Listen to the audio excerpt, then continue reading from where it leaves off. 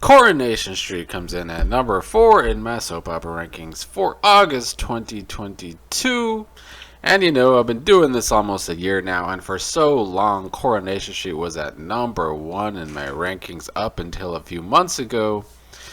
And it's kind of fallen around this point. Not that number 4 is necessarily a bad thing in our ranking, but from where it started in my rankings from where it is now is just because they just don't have any strong story like they had for so long that really was long-term storytelling.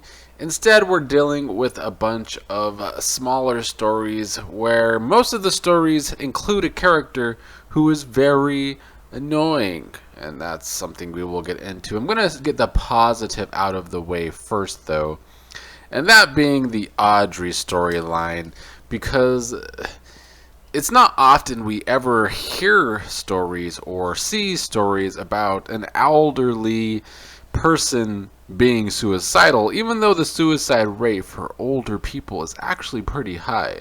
So them dealing with this storyline of Audrey being in depression, and that's why she's been drinking so much, and that's why she was mixing alcohol with sleeping pills, because she was actively trying to kill herself, was pretty heavy. But they also did it in a classic Coronation Street way, where we see a bunch of older characters talking. It was Audrey, Peter, Rita, and Roy when Audrey decided to tell them that she tried to kill herself. But it was also including scenes where Peter's possibly getting cheated on and they're having to spy on that, and it was pretty entertaining up until that point where it got heavy. That was some classic Coronation Street there for me. And we also have Steven, her son, back in town, who's becoming kind of a villain within the street. He gets a lot of flack online for the acting, which can be over the top, and his Canadian accent is not Canadian, but it's an interesting turn for that character of Steven. And the Audrey story overall, definitely the strong point over the last couple of months for the show. Now we have Stu, who's being accused of having a dark secret of that he was in prison for murder, and that's setting Yasmin back because she's having flashbacks of her relationship with Jeff, who was a very terrible villain. It's Lucy, Stu's sister, who came to town to alert Yasmin and everybody about Stu's past, although we're not quite sure yet if this is actually true. Speculation is that Stu has been protected somebody and took the fall for somebody, which is what we're going to get into. At first, Zidane has been threatening Stu to stay away from Yasmin, but also Stu's trying to convince him that he is innocent. This story, not the worst, but I feel like, the character of Stu, we saw him starting as a homeless person with Callie, and Callie was involved in this story for a while, wanting to hear his side of the story.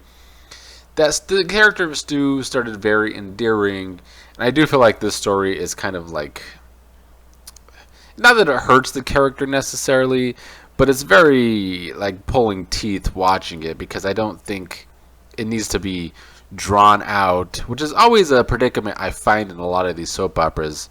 Now that I've been doing the rankings for almost a year, is they drag out stories that just do not need to be dragged out. And they drag it out because they're a soap opera and they're on so many times a week. I get it.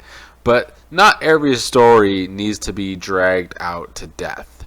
Not that I think this storyline will be dragged out to death, but it's already dragging, even though it's only a month old. So here's hoping it doesn't drag out too much longer. A story early in the month of August was Ryan stealing money with an insurance scam, and Debbie being in on it, and Ryan kind of taking the fall.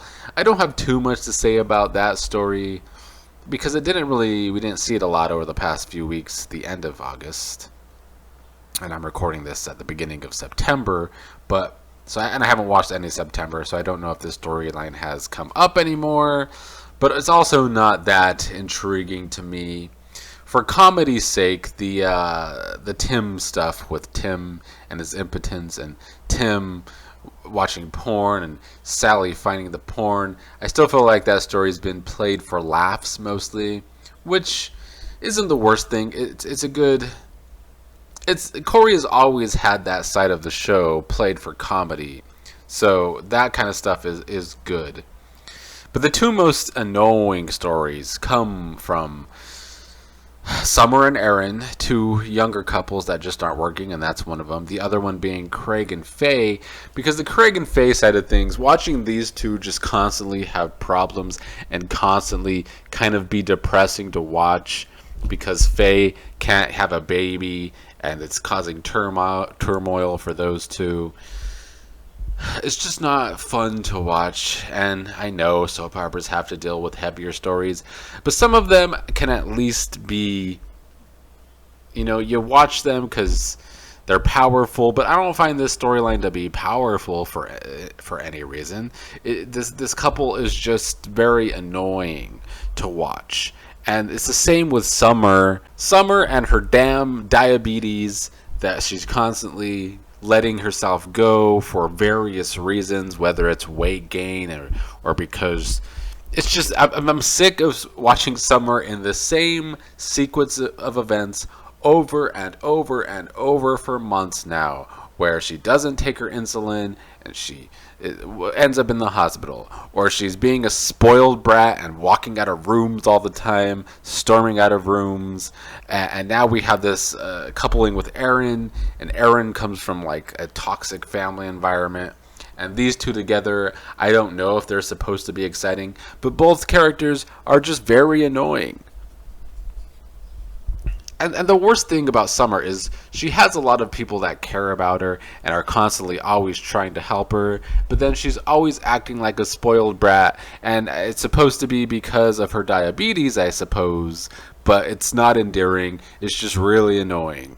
So those two storylines in particular are a reason why Coronation Street's not at least a spot higher, because constantly having to watch Summer and then constantly having to watch Craig and Faye just doesn't do it for me.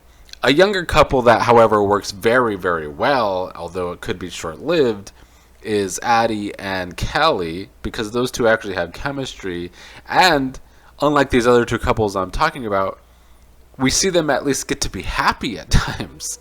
We don't get to see that from these other couples. So seeing Addie and Kelly be happy works because it's easy to watch. And they also have chemistry, which is very important. So Kelly and Addie, they're like young love, classic young love. And it's also just nice seeing Kelly get to be human. We've seen her for the past year go through so much shit. So to get to see her be human also works. Now they've been pushing it maybe too fast with the whole marriage shit. And that's a little too much for me. But I do like the side of the story of Dev being upset that this is who Addie is dating, and, there's some turmoil between those two. It all works. That's honestly one of the best things on the show right now, is that young love couple going on.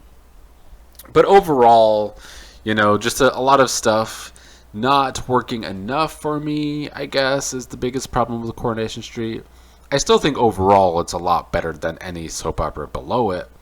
But it's just kind of on the boring side sometimes, and then we get these annoying stories. I just really need Coronation Street, much like last year, to find at least one, preferably more, honestly, but at least one solid long-term story that's like intriguing every single month.